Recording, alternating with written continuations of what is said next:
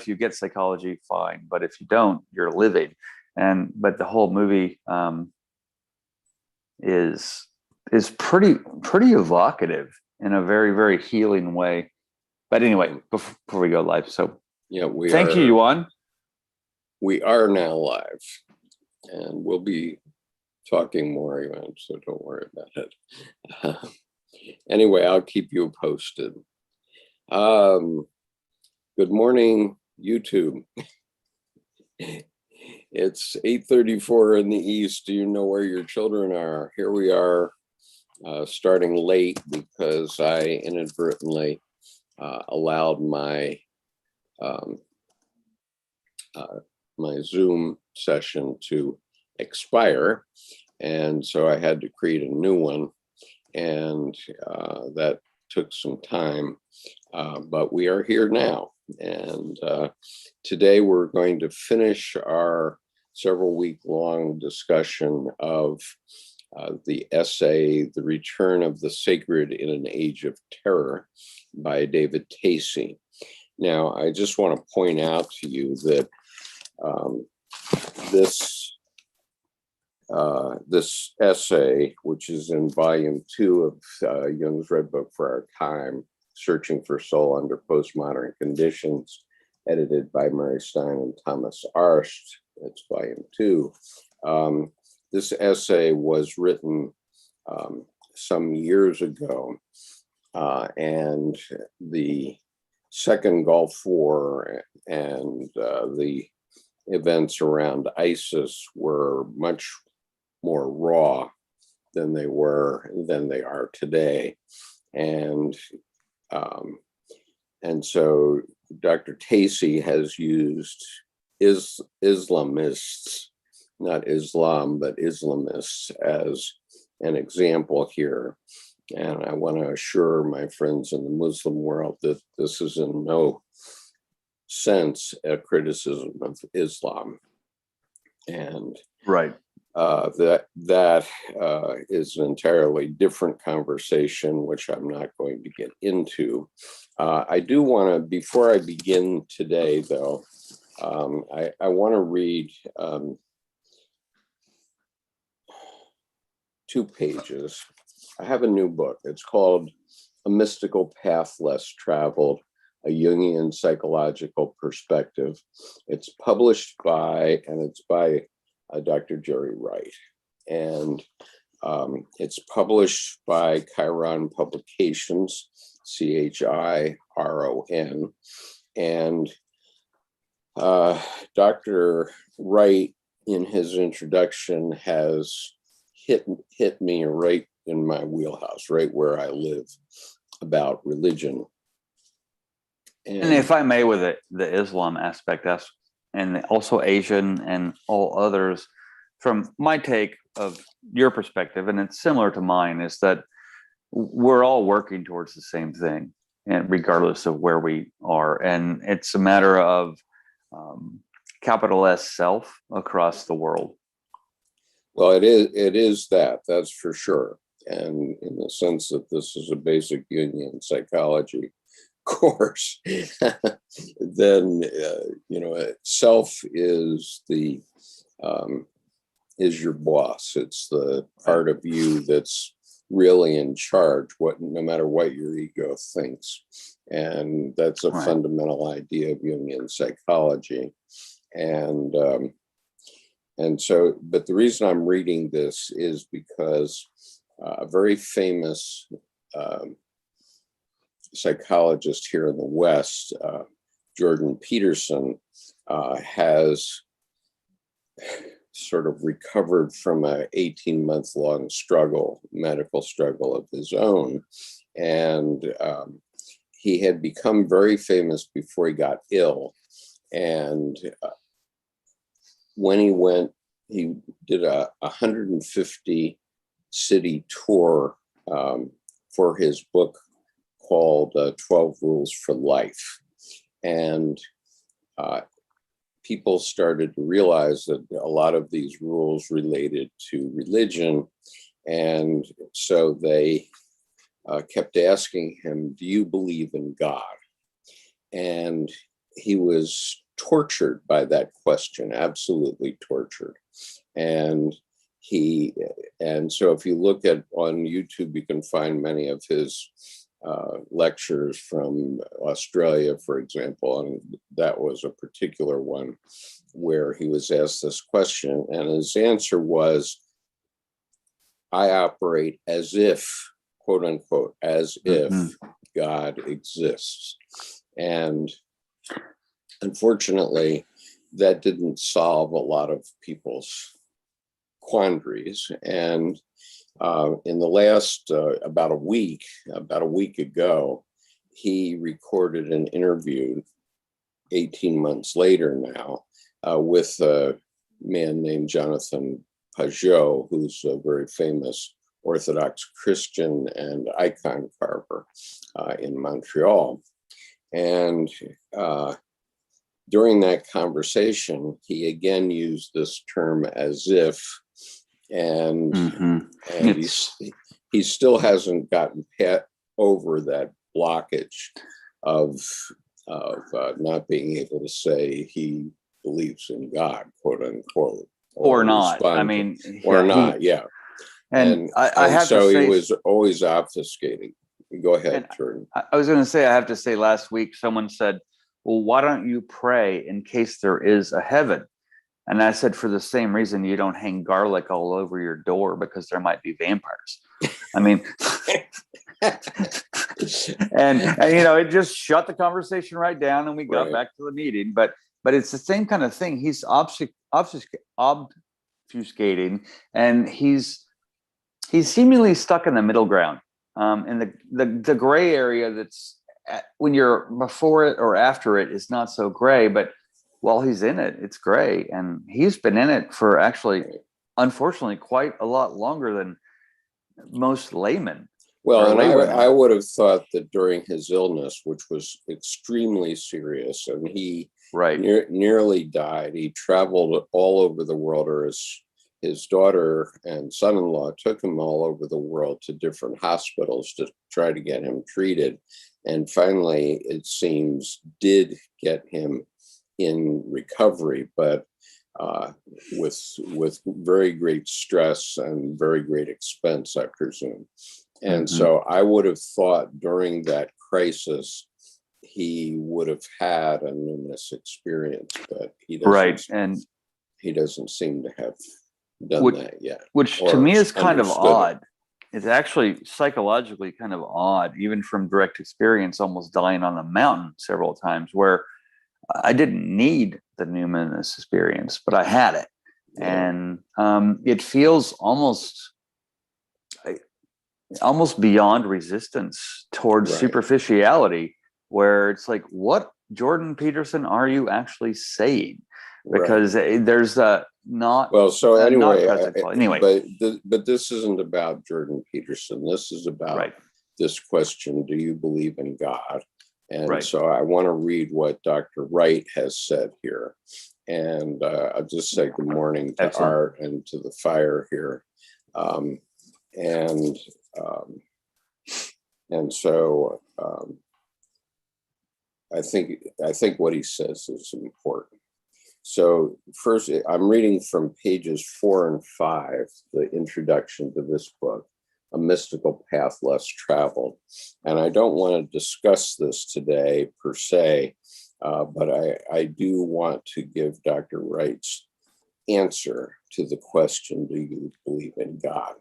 So first of all, Dr. Wright is quoting his 2018 book, which is a different title. You can look him up on Chiron Publications, CHIRON, and find his other book. But here's what he says, had said. Looking back from a place far down the evolutionary road, we may see the religions of the past as necessary stages along a twisting, labyrinthine path toward the realization that we are, in fact, what we imagined our former deities and devils to be. Our species will come to recognize that and to own both our glory and our gory, that were that were projected necessarily so on external deities and devils. In the wisdom of psyche, we will conclude that it was necessary to see our creative and destructive capacities in projected form until we could own and manifest both responsibly. Squinting, that is as far as I can see. Unquote. That's what he had said before. And then he says this: when I have verbalized this conclusion to audiences who have invited me to speak, I am met with a combination of bewilderment, disbelief, and sheer terror on the one hand. And on the other hand, if the audience is familiar with analytical psychology, a knowing nod that someone has said what they have always suspected. And then he has in italics, we have created all our deities and devils from numinous experiences that come upon us uninvited and unbidden. That's the end of the italics. Then he says, since falling off the back porch of the church, I am often asked, well, do you still believe in God? I love the question. It's like throwing me into the proverbial briar patch with Brer Rabbit. It is one of the most important questions at this crisis stage of the soul of our species. Rather than asking the inquirer what he or she means by the word God, and thereby dodging the question, which is what Jordan Peterson normally does, he says, I often ask a clarifying question. Do you mean the God of the Judeo-Christian tradition, the God of the Old and New Testaments, the God of Abraham, Isaac, and Jacob? After receiving an affirmative response, I say, no, of course not. I then amplify. That God image of my ancestors is no longer meaningful to me, for me. Through my childhood and early adulthood, it was the center of my religious and church life, but its shelf life has expired. It had a best by age 30 expiration date. Mm-hmm. After that, it was no longer nourishing. It was tasteless and likely toxic for my personality. Right. With the Sufi mystics, it is sufficient for me to say, there is no God except the experience of God. Or, I echo Carl Jung, near the end of his life, when he asked if he believed in God, his mystical reply was, I know. I don't need to believe, I know. At this stage of my life, when I speak of God, I mean the animating powers and felt presences at the heart of matter itself and at the heart of all that does matter. God is no longer an external, supernatural, metaphysical, interventionist being. That was a good story once upon a time, but these times demand more, beginning with taking more responsibility for our own godlike capacities for great good and great evil. God is being itself, life itself, in all its mystical mixture, and we are its human conduit. With such a perspective, life is a mystical path. Every step, every day, every moment, everywhere, and every when. Note to reader, the following paragraph is a good example of unconscious reverie. Quote, personally, the process of writing and speaking about unanswerable yet unavoidable questions and mysteries continues to serve the following purpose: to further free my mind, heart, and soul from the religious constraints that were a part of my religious indoctrination, constraints that remain in place for the majority of Western culture and likely beyond. Although I am no authority on anyone beyond the borders of my own skin, and even within those fleshy borders, I remain a mystery to myself, all the while proposing that I am able to see others most clearly, especially those who disturb and disgust me, their numbers multiplying daily in the weeks approaching and following the national election, an election whose outcome was foreordained to breed more chaos and contempt, a diet on which we continue to feed daily. Then he says, I have decided to leave unedited the preceding long run-on sentence. It is in memory and honor of a most honest critic of my previous book. Still intellectually sharp at age 95, he found the book topic very interesting. When his daughter, who had suggested he read the book, asked what he thought about it, he replied, he writes long sentences.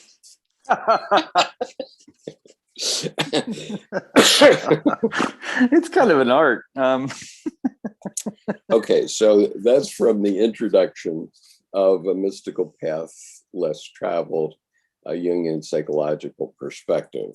And I know we're not going to discuss it this week, but I have to say I really thoroughly appreciate that he dispensed with the adult version of the Easter Bunny that is the God, and moved forward to that deeper knowing. Absolutely. And so yesterday, in my infinite wisdom, I put It's long sentences. I wrote That's just priceless. He writes long sentences. I'm sorry, I've got to write that down. So yesterday, I in my infinite wisdom, I wrote a response to Dr. Peterson's conversation with Jonathan Peugeot, which you can find here on the internet. And in that response, I urged Dr. Peterson to consider this as a possible answer to his angst about answering whether he believes in God. And I invited him, once his health is up to it, to please come and talk to us on the wisdom path. And so I kind of wonder if he's subject to no longer being on the tip of his own spear, and he's basically in a way possibly being bullied by his constituency, where he's now moving a whole church of people, so to speak, such that he's dulled a little bit in terms of his messaging. He's not dulled a little bit, he's dulled a lot, as he himself feels. He said he feels like he's at 5% of his previous self. And he says, today, every day is more painful than any day he had before his illness. And so... And his books have gotten less intense, consequently. I mean, there was the first one and the second one, and then they started to go downward, and not in a negative way, just in a, wow, it's dimming. And because he came on intensely and in a very, very big way. And it's like, wow, this is a shining star. And then it started to veil itself. Right. Well, his new book is very good. And I didn't find a single thing that I disagreed with in his book, which I read. And you can look on Amazon and find Jordan Peterson. And I've bought it in two forms, in Audible form and also in hard copy. I had it pre-ordered, and I did read through it very quickly the first time, and I didn't find anything that I disagreed with, although I think that he's still struggling with how to respond to this question. And from his point of view, I do understand his position, because he does feel a responsibility for what he says, especially given that he has 3 million followers on YouTube. And so he's concerned about what his answer, what implications that will have for civilization and society at large. And I can appreciate the dimming because of the repercussions. I mean, he's now basically parent to 3 million people in a way. They're looking to him, and but he's lost in a way of not making a mistake, except that he's already gotten himself to a place where he can afford to make any mistake. But he's still not walking that path. And I get it. I'm not going to blame him at all. Yeah, no, I get it. He has to. It's his. He has to himself get his health back, and so he's tentatively coming back into the public discourse by dealing with known people who he's interacted with for a very long time. Jonathan Peugeot, and he had other conversations previously back in 2015 and so on. And so he's tentatively coming out into the public sphere, knowing that he's going to have criticism and response. And it's, it's responsible of him both to be tentative about how he answered up until now. And it's hard for him to fly above the storm right now. He can't get that kind of altitude in his health right now. And I get that. Well, and we're going to have a sadder but wiser Jordan Peterson going forward. I think so as well. And that will be good for everyone. And we wish him only the best. But I think that Dr. Wright has really summed up the way to answer this. And it's an important answer, because the fact that he's asked this question, and this question seems important to people in all of his audiences across the world. And so it's a question that everyone has struggled with. I have struggled with it. And many people in the world, perhaps a majority of men, have struggled with. And so having his answer will be an important thing. And, I just said, it's going to do a lot of good for people around the world if you give an answer like this. That's what I said to him. Right, because he splays it open. I mean, he gives you the both and I think that's important there, because the struggle with that question often is trying to choose the either or. And he in those several paragraphs you read in that intro, where he writes long sentences, I still get a chuckle out of that. He expresses the both and that to me is really important, because the both and is the only place where things can be integrated. Otherwise, they're imbalanced. Right. Okay. So a lot of people are commenting on this discussion.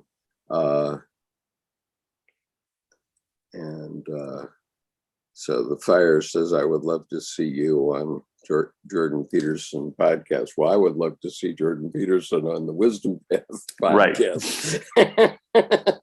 But, either way, that would be fine. And so a lot of people have thoughts about Jordan Peterson. I'm going to leave that behind. Well, also maybe some of the YouTube audience can comment on Jordan Peterson's podcast to get Skip on there or get him here, because I feel like Jordan Peterson is listening more now than he ever was, and because he's out of his I'm a phenom phase, and he's into, like you said, sadder but wiser place, and it's a pretty breadthy place he's got to navigate. So maybe you guys can help get Skip there or get him here.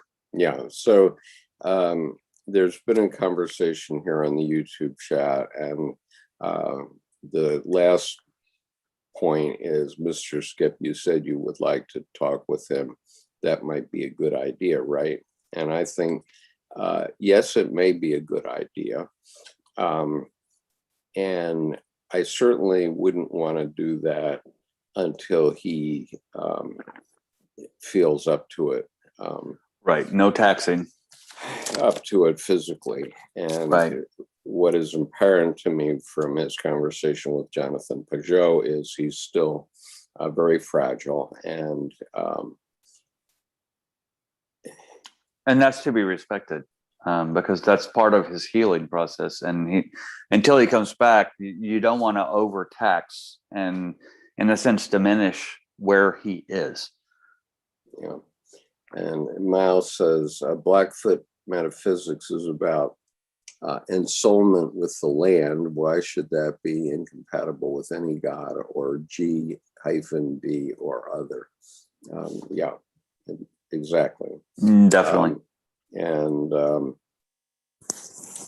So anyway, I want to go back and finish this Tacey essay. And unfortunately, we lost 30 minutes at the beginning. So I'm going to, we'll probably go over a bit. But if I may, really quickly. Very quickly, please.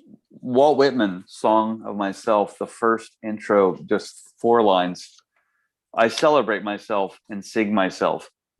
And what I assume, you shall assume, for every atom, and here it comes, belonging to me as good, belongs to you. And there's a collective unconscious nourishing statement there, I find, that is important here. Okay, so we're talking about Return of the Sacred in an Age of Terror. And this will be the last 2 pages of this essay.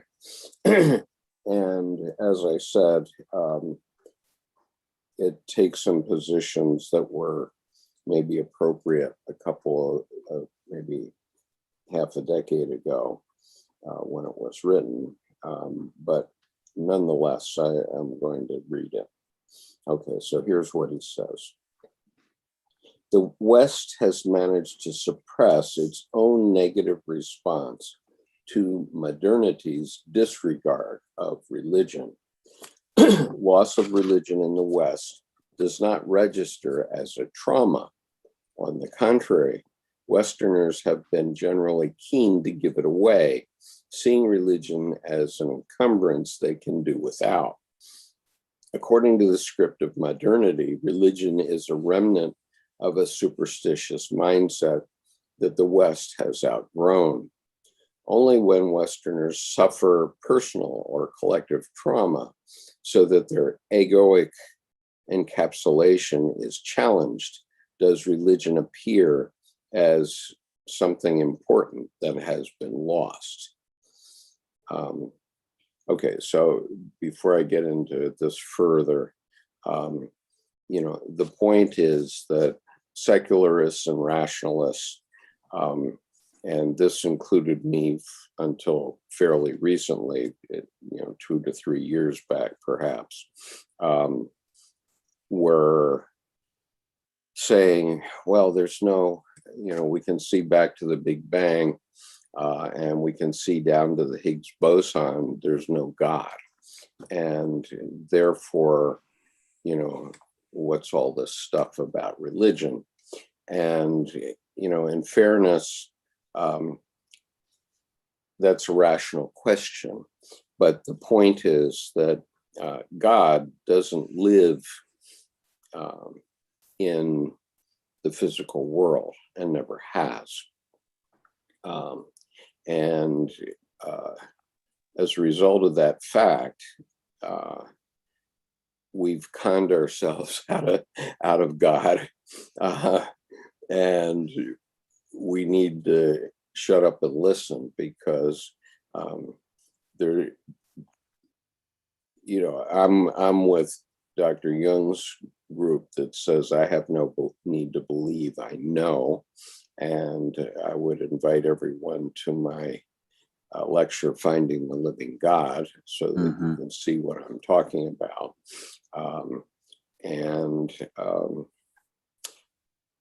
Well, and you've just completely encapsulated. Let me just finish. I do want to emphasize that the God that has been sold by the Abrahamic religions is not there. Okay, there is no such God. Right. And so so those were nice stories, as Dr. Wright pointed out, which got us through a couple thousand years of civilization development in the West. But we need to reframe those stories. And this is not to say that any of the religions are wrong. Okay, in other words, every religious text, every sacred text of every religion, not only the Abrahamic religions, they're all true, and they're 100% true. It's not a question of saying that they're untrue, but they're true in a different way from the way they have been sold, at least in the West. And so we need to go back and reframe all those religions. Dr. Jung said this explicitly in answer to Job, which he said, certainly it would be possible to go back and reframe all these religions. And we need them, and we always have needed them. And I would say that most religions feign spirituality and divinity, but they're actually secular humanism in a sanctuary, because they're all about reason and convincing will never make something real. Right. And so I want to emphasize this point that Dr. Jung made in volume 10 of the Collected Works of C.G. Jung, paragraph 367. For thousands of years, the mind of man was worried about the sick soul, perhaps even earlier than it did about the sick body. The propitiation of gods, the perils of the soul and its salvation, these are not yesterday's problems. Religions are, and I've added these two words, naturally evolved psychotherapeutic systems in the truest sense of the word and on the grandest scale. They express the whole range of the psychic problem in mighty images. They are the avowal and recognition of the soul, and at the same time, the revelation of the soul's nature. And so what I think in part needs to happen is that we need to turn back toward the religions and understand what they have done for us over millennia, and probably continue to worship in the way of religions, because that is our way, whatever it is. And I would add that now is a time that instead of coming from the pulpit to the congregation pulpits themselves to look within, because it's now the tide is simply ebb and flow. It's been pulpit to congregation for centuries, but now that's cool, that's flow, but now it's going to ebb, and now the self comes back to the pulpit in a way within each of us. Right, but L.P. Ryder says we do need to reframe the fantasy of what God is, and the idea there is a punishing God to get rid of that idea. Well, I would say yes. Bye shame. It's shame. It's got shame and anxiety have to go. Right, and to the extent those were used by the church in the past, they were part of what Dr. Jung would call the power devil. In other words, love of power instead of power of love, right? Religious leaders who used religious ideas to maintain their power over the people. And obviously, they were very powerful and are very powerful globally. And we don't have to wash them out with the bathwater. No, in fact, there's an irony, because there's the love of money is the root of all evil. But here, let me pass this offertory plate for you to put your money in there. I mean, so there's there's right under people's noses things happening that now it's time for people to lead themselves, but lead themselves together. Right. Now, Curtis Chrisman asked the question, are you familiar with the work of John Vervaeke? And I say, yes, I am. And I'm especially familiar with the work of John Vervaeke, Paul Vanderklay, Jonathan Bajeau, and Jordan Peterson. And John Vervaeke did a 50 lecture series called Awakening from the Meaning Crisis. And the only thing that I would say is that what John Vervaeke did in that lecture series was talk about the history of philosophy. And keep in mind, philosophers are rationalists. So they, each philosopher in his day, step by step, put together rational reasoning why his perspective was right and somebody else's was wrong. And this is endemic especially in the Protestant church, but also in the Catholic Church, very definitely, where they've put together the arguments for belief, quote unquote, belief, like a lawyer puts together a case in a lawsuit, and they have to convince the jury. So it's a very rationalistic, logos-oriented way of talking and convincing. But the problem is that can get you up to the doorstep of heaven, but it can't get you into heaven. Well, and even when Socrates tried to play the holdout with the not knowing, he got into a logic of the not knowing instead of playing the not knowing. And then even Damocles in his tub or whatever he was sitting in any given day, still shadowed himself. And once he got into the not knowing, it became a logic of the not knowing. So there really was not an unconscious expression that continued. It was almost marketing, advertising, where then that became the new gig. Right. And Miles makes a what's Miles saying here? He says the Athanasian Creed is wrong, and if anyone is going to hell, it are the bullies. It are the bullies. Nice. Even with bad grammar, that's even perfect. And the fire. It the are fire the bullies. That's beautiful. The fire says to Miles, greed, not creed. Oh, beautiful. Right. nice little turn of letter. Okay, but change one letter and you change the world.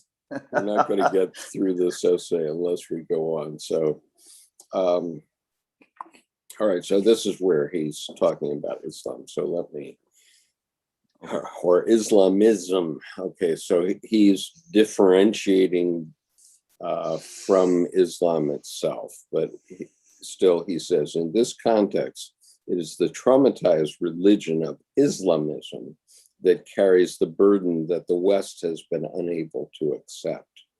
There is a part of us that is shaken by the modern, but this is acted out on the world stage by hostile forces. As Goya put it, quote, the sleep of reason produces monsters, unquote. Nice. In its encounter with Islamism, the West collides with its oppositional self that wants to return to the medieval worldview. Terrorists scream, Allah Akbar. God is greater, as they commit atrocities, and this can be seen as the wounded religious instinct hitting back. This instinct has turned psychotic in its terrorist form.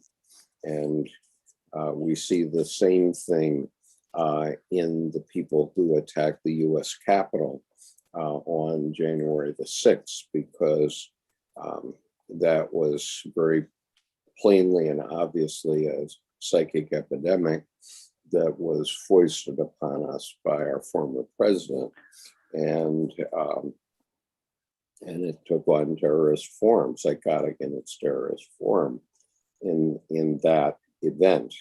And I would say there's a subtlety. The sleep of reason produces monsters. There's a subtlety lurking wonderfully, beautifully in that sentence. And the sleep of reason, the nascence, the literally asleep, meaning removed from nature.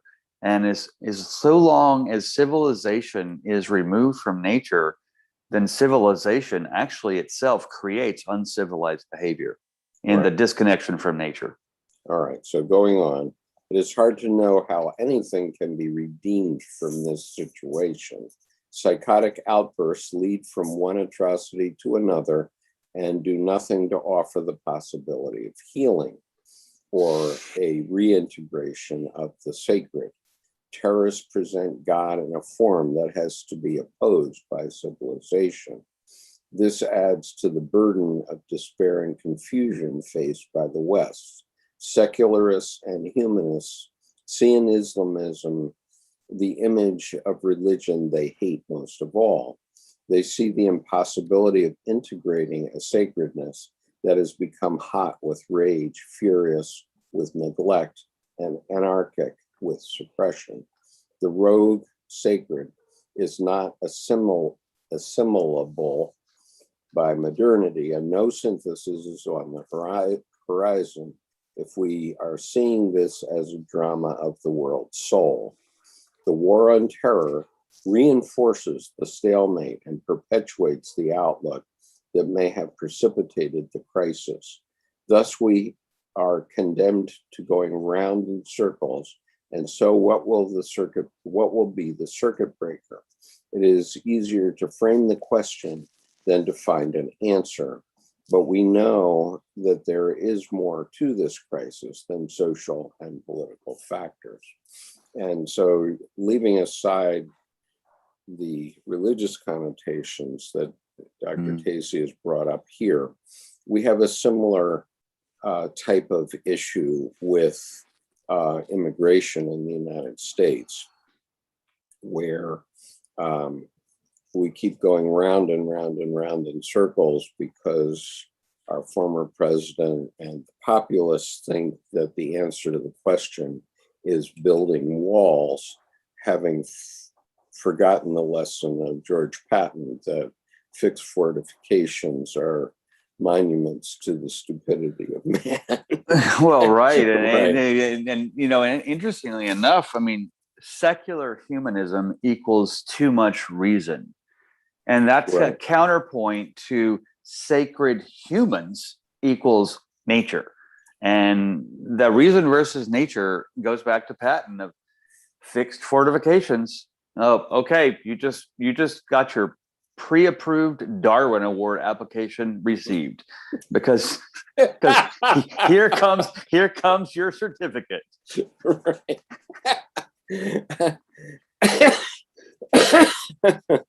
Right. So the answer for Latin Americans is clearly that we must help them through their governments have a better life. Okay, because nobody leaves their home to move to another country where they speak a different language voluntarily.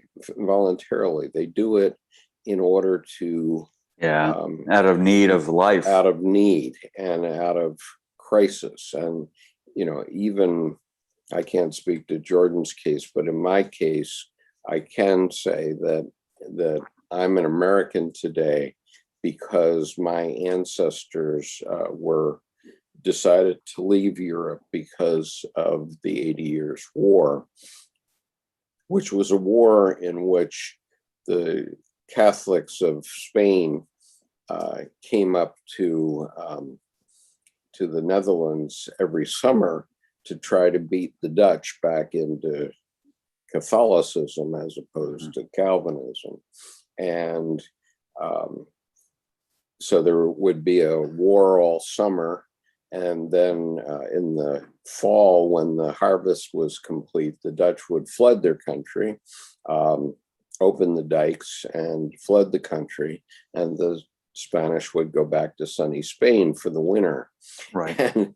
And so this went on for 80 years with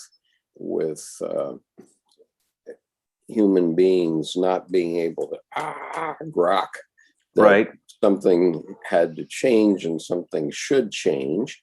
And so there were horrible religious wars and atrocities throughout Europe in those days, to include the reign of Henry VIII as an example. And so in 1625, my ancestors got on a leaky sailboat and sailed to the New World and became 5 of the first 150 European settlers of Manhattan. And, you know, you think about it, what was their trade-off? Their trade-off was stay in Holland where there's a war every summer, or go to a wilderness where we don't know anything about it. We don't know how big it is, how dark it is, what was available, who the creatures were that were attacking them, and so on. And actually, they lived peacefully with Native Americans in those days. And the Native Americans didn't realize that they were about to be inundated by a flood, so they were sort of accepting of the Europeans, and the Europeans just thought that the Native Americans had to be removed, and unfortunately, that was a clash of civilizations that has gone on to this day, and which Miles is very familiar with. Well, and the unfortunate secondary unintentional flanking from my heritage, Nordic, our version of equality with the Vikings was, well, we believe in equality. We will invade everyone equally. I mean, so, until we got to Africa, and then, they're just as fierce as us. Maybe we should go west now. So across Fiji and up to the Hudson, and then there comes the myth of the white Indians. The Native Americans in the north backed off a couple hundred miles because of all these blonde Indians that were fierce. And so from the top rains down Norway, and from the east rains in Dutch, and then it wasn't an intentional flanking, but then there was really an overall invasion of this continent from the top and the side. Right. So anyway, we have to use our logos, our rationality, to rethink these questions. Okay. And, it's true that we're not going to just make everything hunky-dory with people who are already radicalized in the West, but I can tell you that almost all Muslims in the world are peace-loving people, just like we are. And I have spent, with the exception of maybe less than 1,000 out of several billion who have caused all the problems.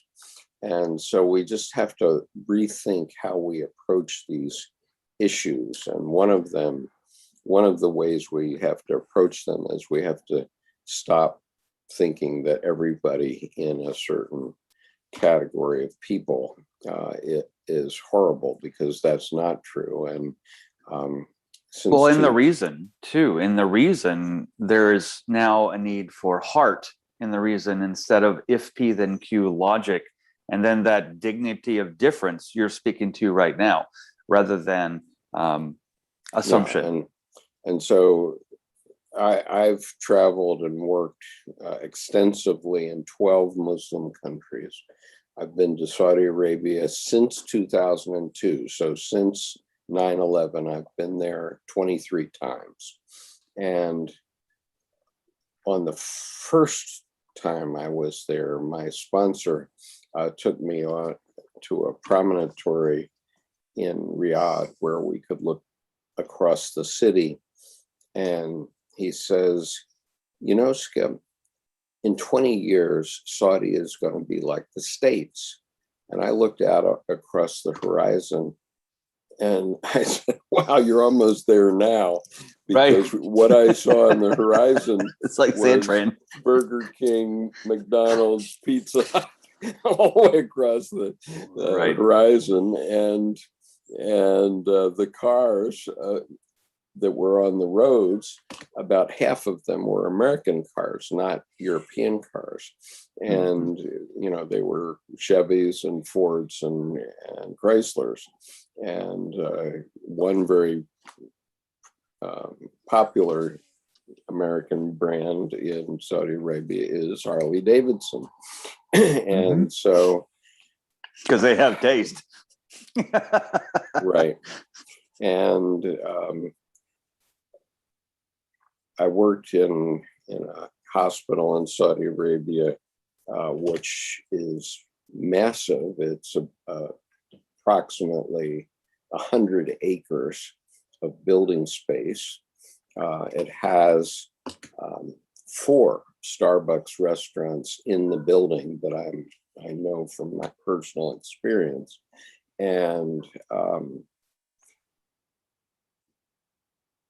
I say, wow. I mean, some of the rooms in this hospital were palatial as compared to hospital rooms in the States. I mean, in past years, maybe U.S. hospitals were not quite as clean and sparkling as they are today. A lot of them. I mean, I know we have a lot of troubled hospitals too, but we've improved quite a lot since I was doing that travel 20 years ago. But from my lights, the Saudi hospitals were better and cleaner than our hospitals. And that particular hospital was doing a procedure called partial liver transplant. And and I haven't heard whether Americans are doing that procedure today, but I know that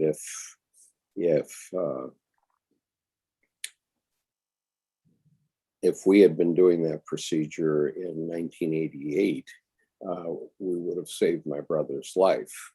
Right. And because he died from a liver disease, and I could have donated a part of my liver to him, and the liver will regenerate. And so I could have donated part of my liver to him and saved his life. But unfortunately, Americans, you know, want to just rip it out and start over. Well, and I have to say, I mean, from an architectural perspective, many of my colleagues in the late 80s, were headhunted out to Kuwait and to Saudi Arabia for airports, hotels, and hospitals.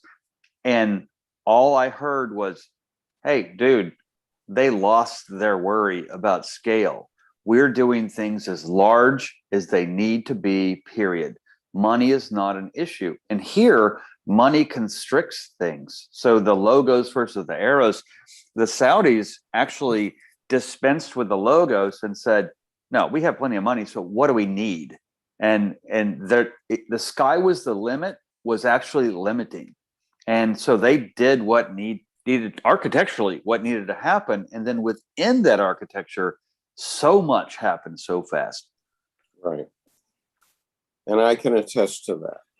Right. I mean, your brother, for case in point. I mean, that's. And even, Riyadh, when I first visited it in 2002, had only 2 skyscrapers at that time. But today it has many. It has scores of skyscrapers, and so Yeah, I remember saying no. No, that's not. I can't go over there. That's not a real job, and it's a flash in the pan. And I look back now and go, that was no flash in any pan. So the fire, I have hidden your last message because I don't want to get into that issue in this discussion.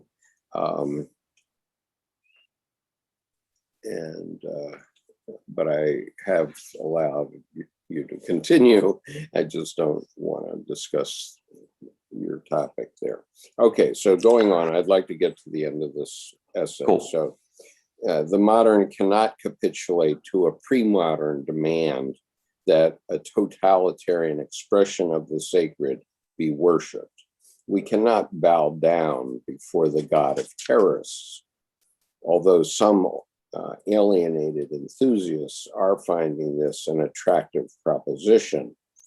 Islamism presents the sacred in ways that are unassimilable by modernity. And I would say Trumpists are doing the same thing today.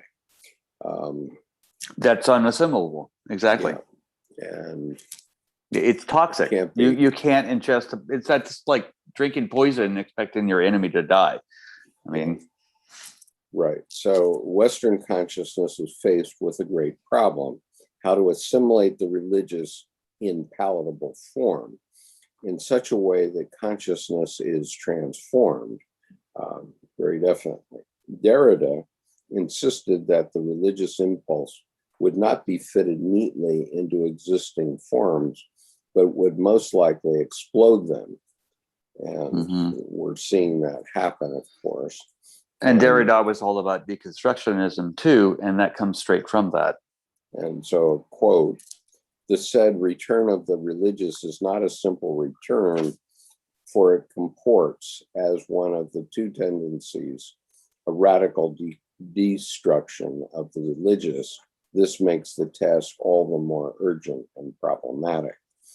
And this is my point, that we can't just destroy our religions, any of them, and walk away from the rubble.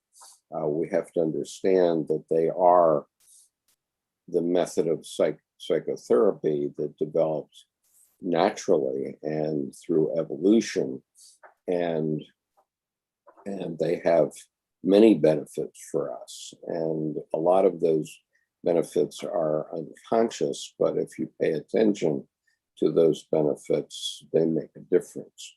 And so religious community can be very healthful, and it can build up civilization in the community. There's no doubt about it.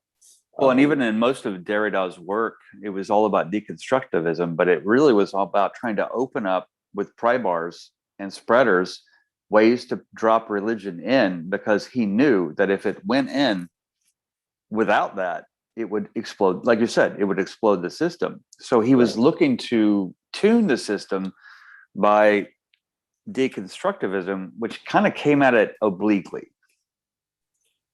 Okay, so the return of the religious will not fill church pews or run according to any evangelical plan. What has awoken in the unconscious, Derrida felt, is more archaic than anything traditional religion would recognize as religious. So there would continue to be a lack of fit between existing religious forms and atavistic urges.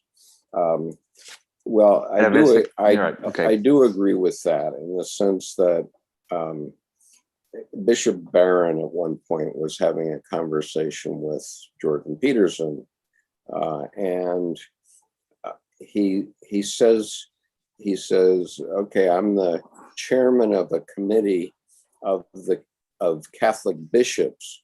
Okay, so he's the chairman of a committee of bishops, and it's their task to figure out how to bring people back into the church.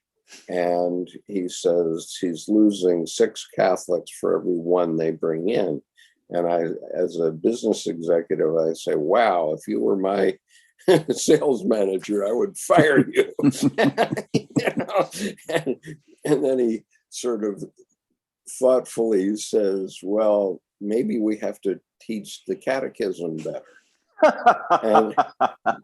And I say, no, man, you have to make your religion relate to the lives of your congregations, not teach the catechism better. I mean, that's that's like saying make my leg go the other way when I break my knee. It's like, yeah. So it's a pure rationalistic approach to a problem that is clearly related to life itself and not related to dead things. Okay. Well, and I think you addressed that earlier with the sleep of reason produces monsters. Precisely. When they here's the thing, that's a quarterback about to get sacked, dropping back in the pocket to the catechism.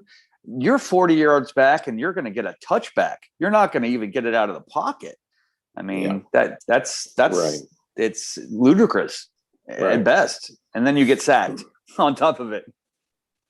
So anyway, I don't pretend to know what the answer is for the Catholic Church and the loss of congregation. They need to think about how it can be made more relevant to their congregations. But I do know that the answer has to do with proper marketing, and proper marketing isn't doing more of what hasn't been working. Right. It may actually, honestly, I mean, that's cool for celibacy in monastic circles, but for the priesthood out in the public, it seems more a natural life. I mean, get into the sacred humans instead of the secular humanism of piety, where get into the eros, let them marry, let them have families so that they are actually in the same place as their congregation. Okay, so we're up but that's not an answer. So we're up to the last paragraph of this essay. Okay. Secularism is too entrenched to allow any simple return to religion. People will not return to traditions if it means turning away from secular freedoms, such as doubting, questioning, and dealing with religion in a critical and open atmosphere. Only a religion that respects disbelief, atheism, and agnosticism will appeal to the West. Amen. Yeah, that's a wonderful, wonderful series of words. Right. Some will be prepared to adopt various kinds of fundamentalism, but this is not in accord with the spirit of the age, which searches for a post-secular solution. This is what makes Jung's Red Book a seminal work for our time. It recognizes that secularism has failed us, and traditional religion has failed us as well. Only by reaching into the spirit of the depths can we find a cosmology that will be adequate for the future. Such a cosmology will draw on ancient sources, contemporary science, and personal experience. It will only be in the crucible of experience that a future religion will be formed. Okay, so that's how he ends the essay. Yeah, that's a beautiful ending paragraph as well, because that speaks not just to logos and eros, that speaks to human nature in a very intellectual way that's also very grounded with roots, which goes back to nature. Okay, so anyway, I want to observe that we have a new visitor to our panel. Vidi, and you're welcome to say hello to us if you want to or not. You may remain anonymous if you wish. But there they are. Okay, hello, hi. Hi. I've been watching you on YouTube, and And I've been really enjoying all these videos, especially about tarot and Carl Jung, and also about Bhagavad-Gita. And I don't know. And then one day I found Jordan on Instagram, and that's how I came to know that like how to join the meetings myself. And I'm really happy to be here, and I'm really grateful for all the knowledge and all the discussions that happen on the channel. I'm a fan. Thank you so much. It's rare to get our fan base to say very much, but we do have 17 people watching right now on YouTube, and I'm pleased about that, especially with these Sunday morning sessions, which I do expressly so that they can reach parts of the world that we otherwise don't reach. And it has turned out that these have become the most popular sessions that we do in the week. And so. And Vidi, I don't recognize your name. I just wrote it down. So on Instagram, I'll go find you also. Make sure we're connected. Thank you for seeing that. I'll leave you a message. I have a different name on Insta. I'll leave you a message. That sounds great. Thank you so much. Okay. I look forward to it. You can do that on chat, or you can write to me at skip.conover@gmail.com. Yeah, and she's got me on Instagram, so Right. that it'll go there. And thank you. Right. This is great. Thank I'm you. glad you found Skip through that. That's great to know that that's working too, to give people an avenue to find this place. And I'm, by the way, I'm really delighted to hear that you watched our sessions on the Bhagavad-Gita, because that was an extremely emotional and important experience for me, and it really is, for me, it's an ongoing numinous experience, which began on May the 9th, actually began on April 16th, when we did a conversation with an American Jungian analyst named Ashok Bedi. And Ashok talked about the Bhagavad Gita in part during that conversation. And I decided that I had better find out more about it. I must have studied the Bhagavad Gita in my college days, but that was over 50 years ago. And then I got busy doing many other things. And I did not read it in depth at that time. We may have had what my or Asian religions professor would have called 1 or 2 weeks about Hinduism, so-called. And I know that that's not a real proper name for the religious impulse in India.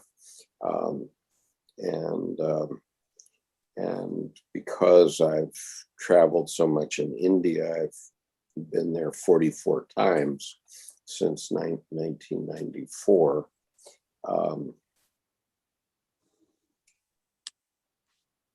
And therefore, I built a business in India, a pretty big one that became a public company. I have a lot of affinity to Indian culture, and also in an interesting way to Pakistani and Bangladeshi culture as well, but particularly Indian culture. And so reading the Bhagavad Gita with Khushbu Kantaria was a very special time for me. And if I may, I usually use a lot of words, but when I watch the Bhagavad-Gita videos, one word: moving. And I can leave it right at that, because they are just moving. Right. And the big cat says, I'm a fan of the simplicity of Taoism, the way of water. And, it really doesn't make much difference what religion we're fans of, because they all developed around this religious impulse. And the point is that rationalism didn't stamp out the religious impulse, but it now, after a horrific 20th century that killed more than 270 million people in the 20th century, because we lost religion, we need to think about how we're going to go back to it. And one of the ways to go back to it is simply to have all the religions, instead of having them face away from one another, we have to get them to face one another and in that regard learn from one. Yeah, and in that regard too, I mean, the concept of water there, I love Bruce Lee's expression of water. I mean, you pour water into a cup, it becomes the cup. You pour water into a bottle, it becomes the bottle. Water can be silent, water can be calm. Water can also crash. So there's a whole, I think, trickster within the concept of water that is actually another metaphor for capital N, nature itself, enacted. Okay, so the big cat makes a comment here.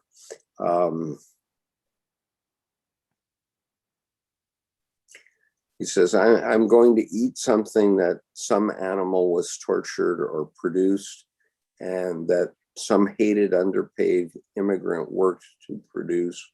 This is Schopenhauer, not sure how Jung would respond. And then the question, what do you think about that thought, Mr. Skip and Mr. Jordan, if I can ask, because I believe it is related to the question you mentioned. Okay, from a Schopenhauer, I will. I mean, go ahead. You were about to say something. Yeah, I don't care what Schopenhauer thought. Okay? Well, but I would say with Schopenhauer, resentment will eat the person from within, is, I think, Schopenhauer. And so there is, if you deduce the poison within, that's what you're deducing. So I would say Schopenhauer actually probably would, I won't, but he would probably sidestep the question. So back to you, Skip, of, you don't really mind or care what Schopenhauer would think. I really feel, what do you feel about those concepts is more important than what Schopenhauer, because I don't want to defer to someone who's dead, frankly. Okay, what I want to do is I want to hit you right between the eyes with a reality. Okay, all life lives on other life. Mm-hmm. All life lives on other life.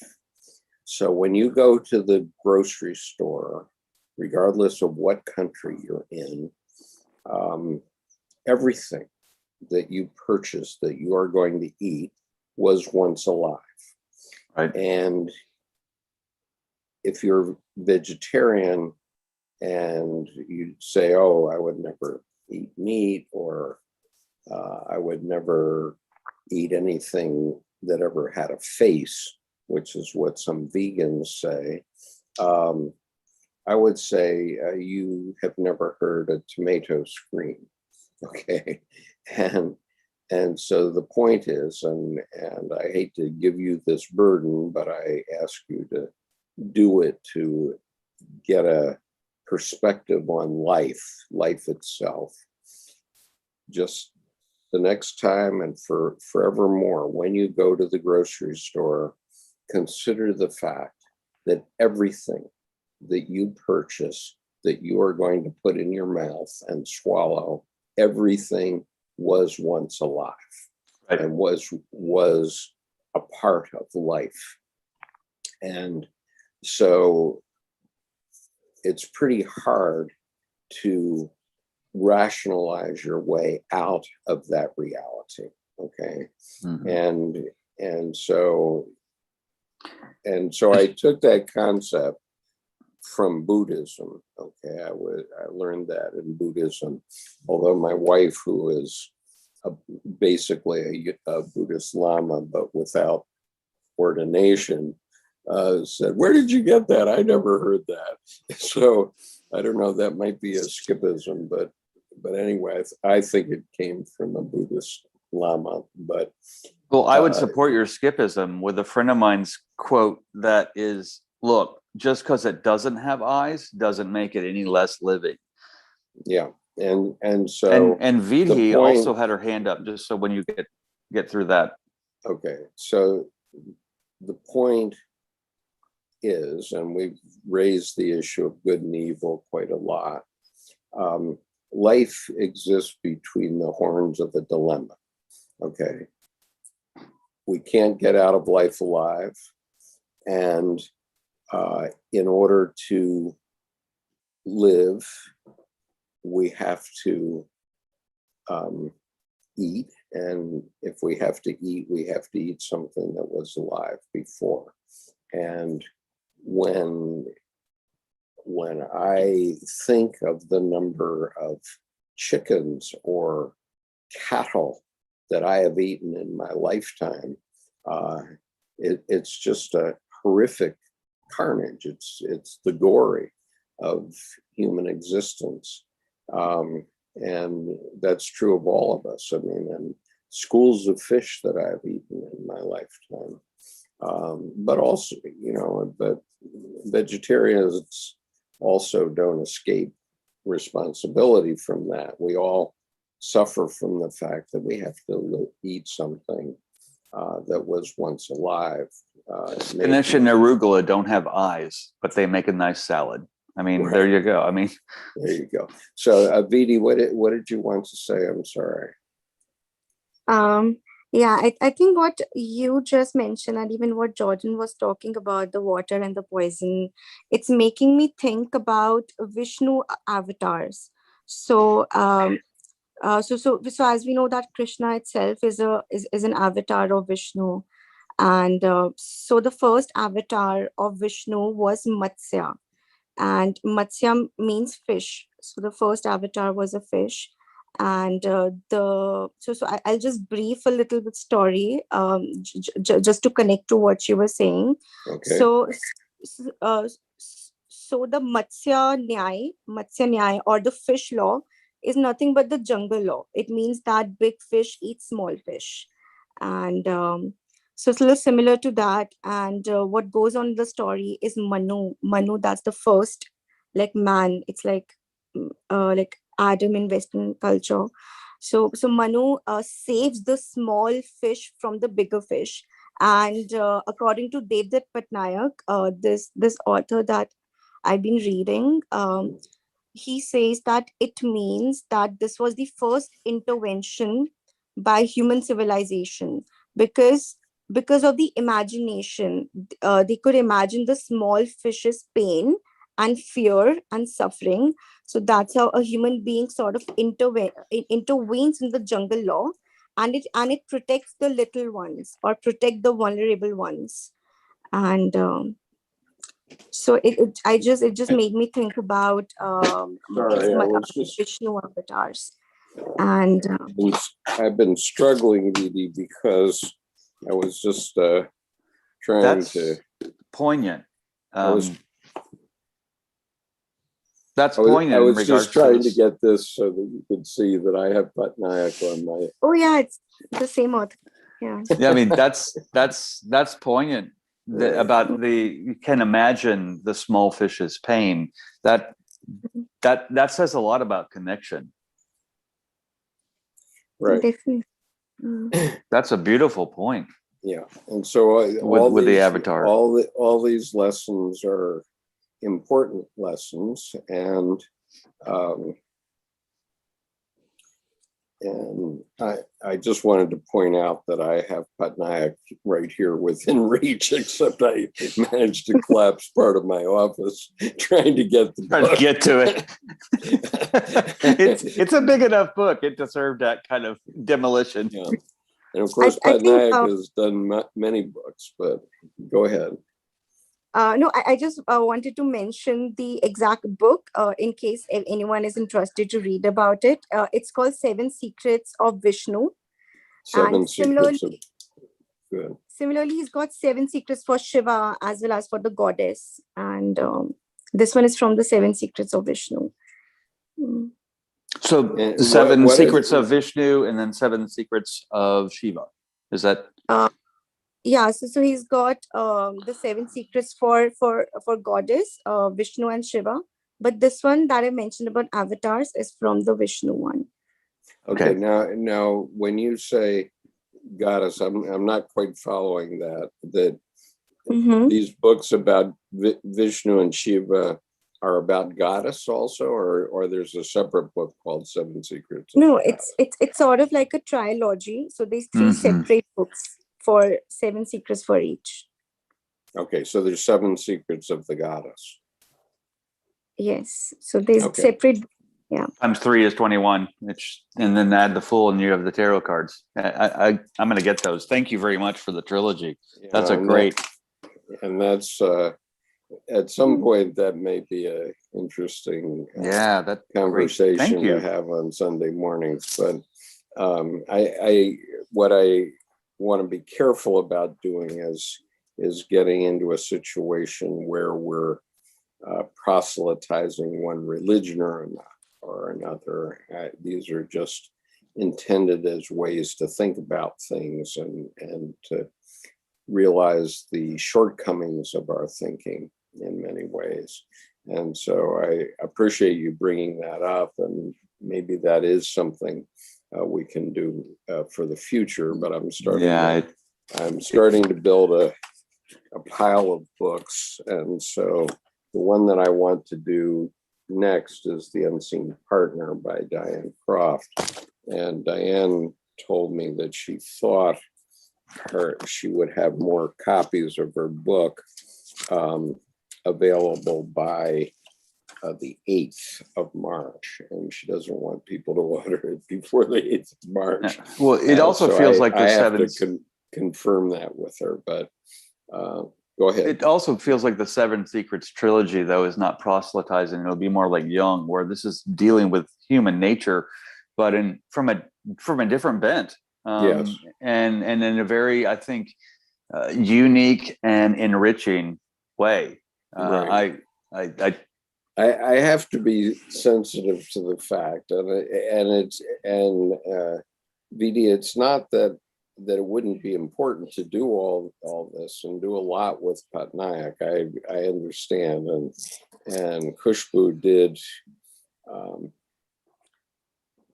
bring Patnaik to my attention many times during our 5 months of reading the Bhagavad-Gita.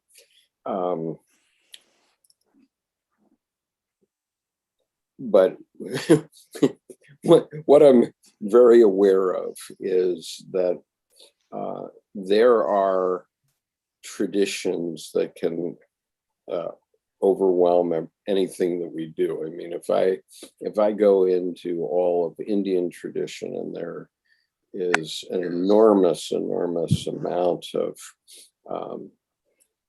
thinking, psychological thinking, religious thinking, and so on.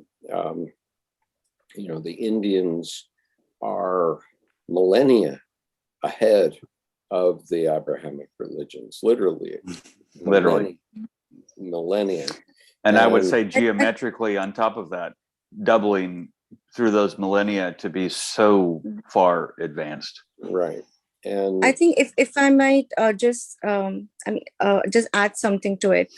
I feel lots of story are just resonates in all the religions, in many religions. So there is the story about Savitri, and I found that there is this resonation with story of Inanna and Ishtar.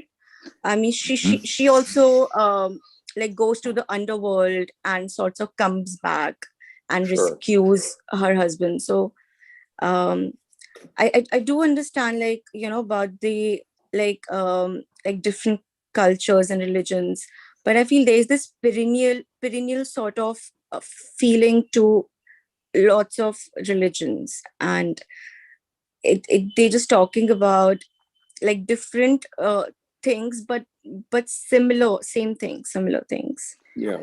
I appreciate you bringing up the perennial aspect. I mean, and the gardener in me says, yes, we've all kind of naturalized just in different places in the garden. And that's a really strong concept, Vidya, the perennial aspect you mentioned there. Right. Mhm. I wanted to share with you, because I don't know if you've seen this video. I'm looking, I have so many things on my computer desktop that sometimes it's difficult to find anything, even on my computer desktop. But let me see if I can clear out some of my materials here so that I can see. Oh, okay. All right. So you mentioned going into the underworld. And of course, in Chinese and Japanese tradition, there is a goddess called Kuan Yin. In Japanese, it's called Kannon. And this is a statue of Kannon in Ofuna, Japan. And this is a very important goddess for me personally, because when I was in high school, this statue had only been completed like a month or two before I began to go to high school in Yokohama.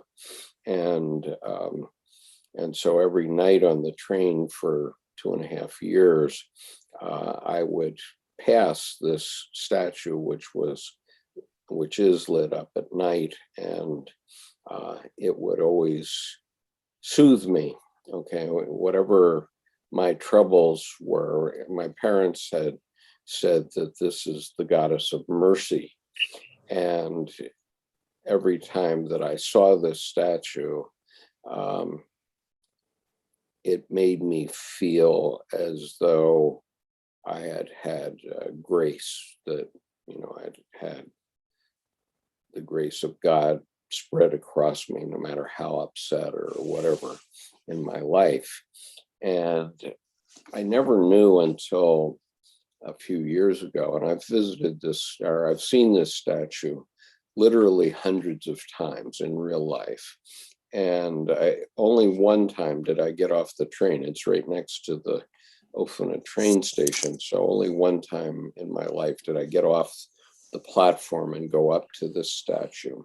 And I never realized that this is a statue of Kuan Yin, and it's about the fact that she went to the underworld to redeem the souls of the Japanese war dead, and something that was obviously necessary after World War II. So it took 15 years, 16 years after World War II before they could get this statue built. And it so happens that I showed up in Japan in January of 1962.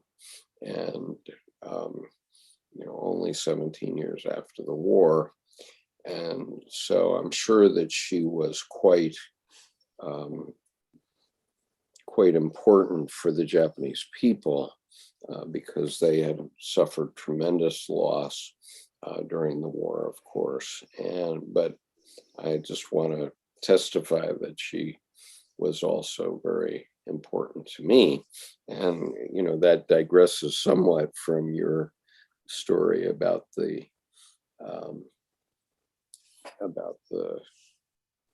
Hindu goddess, but it's really the same story.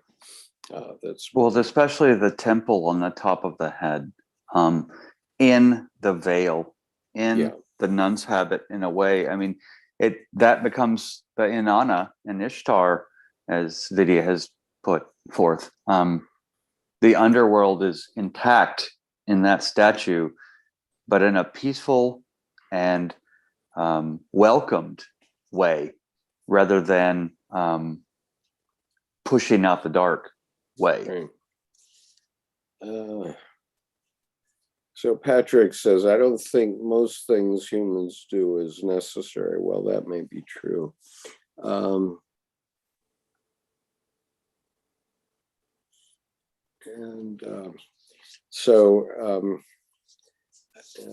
The fire, sometimes you put things on that are moderated, and as you see, we have an air marshal on our on our YouTube channel, and so sometimes you will experience your comments being edited out. I wish we could let everybody talk about anything they want, but we cannot do that. And so it's kind of like an overgrown garden. You need to keep the garden. There's times when things go a little too far out of bounds. Yeah. So anyway, we have to learn. And so I want to leave you once again with the message of Don Juan Demarco, who is a character played by Johnny Depp in the movie Don Juan Demarco.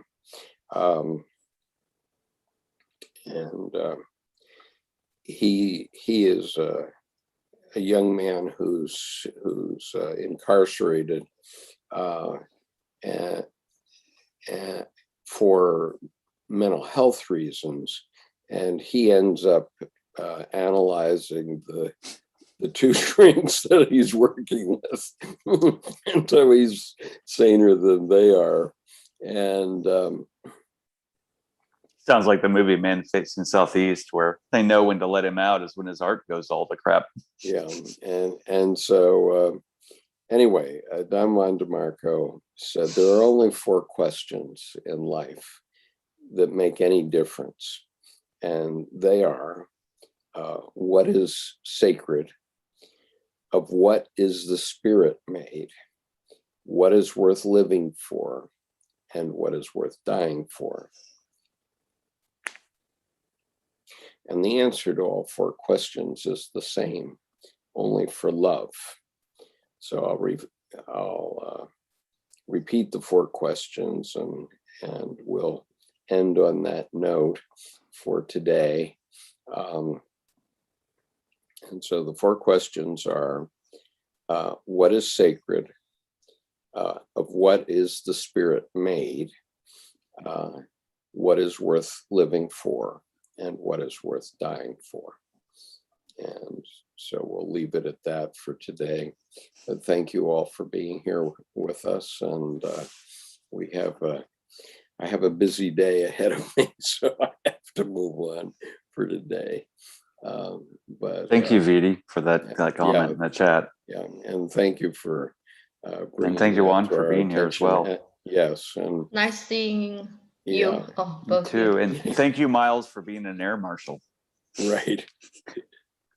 And Vidi, I hope that you'll join us again anytime or every time. But I would love to. It's I do get the mails, but sometimes I feel like the date and time isn't mentioned, and it's also like a different time zone for me.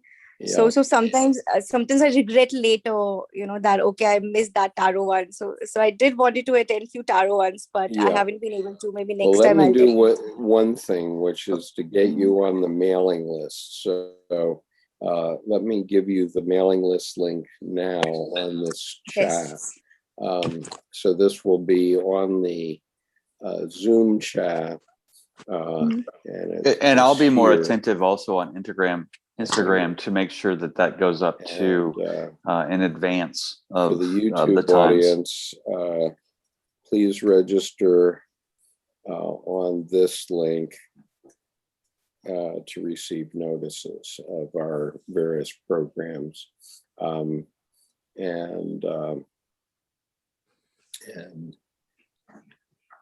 so And the fire said, am I censored? And the answer, which I think you understand, is yes. One of your comments was censored by our air marshal, and I have complete faith in his judgment. So please just be careful about what you say on YouTube. Then I would also say that something being censored is not censorship. There's a word called discretion. Yeah, And I think that applies here. absolutely. I inherently trust Miles. And I would say that if your concept is censored, actually, it's basically use the word moderated if it sounds better. But Yeah, moderated. something censored is not censorship. It is discretion sometimes. That's And right. there are boundaries, there are identities, and there's respect as to what's going on. Right. And I am adamant about the freedom of speech. And I'm adamant about the entire First Amendment to the Constitution of the United States, in fact. And freedom of speech is the most important of all of them, maybe, or also freedom of religion, but freedom from religion also applies. And so you can say anything you want, but you can't say it here sometimes. So, and I would then clarify too that, you know, everyone has the right to say and do what they want, except when it encroaches on someone else's freedom. So there is a tenor that Skip is maintaining here in this show that has an identity. And so when it encroaches on the freedom of this show and its intent and its focus, that's violating the First Amendment. So that's where freedom has its nice, powerful limits. Well, so I would say moderation rather than censored. I'm not denying the freedom of speech. You can go and say not at all. anything you want. You can go say anything you want anywhere, just not here. Okay. And right. Don't spit on my floor in my home, basically. Right. Basically, that's what it amounts to. And so so I'm not going to go back and identify the post because I really don't know what it was now. And it's not significant. I just ask that we be respectful in all the chat and in all of our discussions here. And, you know, I have a point of view, which is that we all have to individuate. And it is a very difficult process. It's a process that Dr. Jung wrote 20 books about. And so it's not like we may have a couple more that haven't just been seen yet that are in the desk that are taped underneath. Yeah, and there are. I mean, there are 35,000 letters that have not yet been published, among other things. And so there is a huge amount that has to be integrated in order to appreciate what Dr. Jung was about and what he was talking about and intending. And, you know, I could not possibly, nor could Jordan or any of us, express everything that's in our heads. Okay. Right. And so what's important in this respect is respect, and to respect one another and our time and our effort here. I've now been doing this sort of thing for, it'll be 5 years in June 1st. And I'm called to it, and I'm happy to do it. And, you know, in general, I don't ask to be paid for it in any way. And it literally costs me money to do it, which I don't object to. I'm simply saying that this is a practice of mine that I hope benefits the world. Many people have said that it does benefit them, and so I'm hopeful that it does. And you know, that's all. I mean, myself makes me do this, and so since I'm called in this way. That's why I do it. And so I've given the link both on the YouTube channel and on the chat. I think you saw that, right, BD? Yes, I did. I did copy it, and will definitely do that. Yeah. Okay. So all you have to do is click on the things that you want to have notice of, and you will receive notice. And